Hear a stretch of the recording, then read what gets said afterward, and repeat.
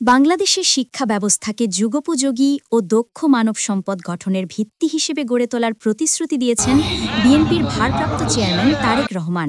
দেশে আসলে আমি বিশ্বাস করি সকলের সাথে সামনাসামনি বসে আবার কথা বলতে পারবো, কিভাবে আমরা দেশকে পুনর্গঠন করব, কিভাবে আমরা দেশকে সামনে এগিয়ে নিয়ে যাব, কিভাবে তোমাদের ভবিষ্যৎকে আরো মজবুতভাবে আমরা তৈরি করতে পারবো, আমরা এগুলো নিয়ে আলোচনা করতে পারবো। তিনি ঘোষণা দিয়েছেন, বিএনপি ক্ষমতায় এলেই শিক্ষা খাতে সর্বোচ্চ বরাদ্দ দেওয়া হবে। শনিবার ২৫শে অক্টোবর বিকেলে কিশোরগঞ্জের পাকুন্দিয়ায় খন্দকার শামসুল আলম ফাউন্ডেশনের উদ্যোগে আয়োজিত রাষ্ট্র মেরামতের ৩১ দফা প্রস্তাবনা ভিত্তিক স্কুল ও মাদ্রাসা শিক্ষার্থীদের মেধাবৃত্তি প্রতিযোগিতার পুরস্কার বিতরণ অনুষ্ঠানে ভার্চুয়ালি যুক্ত হয়ে তিনি এই অঙ্গীকার ব্যক্ত করেন। তারেক রহমান বলেন, রাষ্ট্রের টেকসই সুরক্ষার জন্য প্রয়োজন একটি উপযুক্ত ও শক্তিশালী শিক্ষা ব্যবস্থা।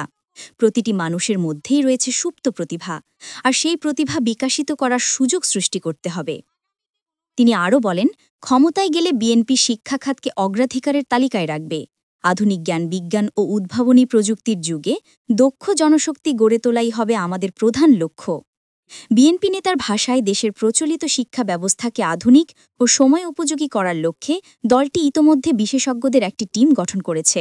এই টিম শিক্ষা ব্যবস্থার উন্নয়নে বাস্তবসম্মত পরিকল্পনা প্রণয়নে উল্লেখযোগ্য অগ্রগতি অর্জন করেছে বলেও জানান তিনি। তারেক রহমানের মতে, শিক্ষাই জাতির মেরুদণ্ড, আর একটি শক্তিশালী রাষ্ট্রের ভিত্তি হল দক্ষ ও সচেতন নাগরিক সমাজ।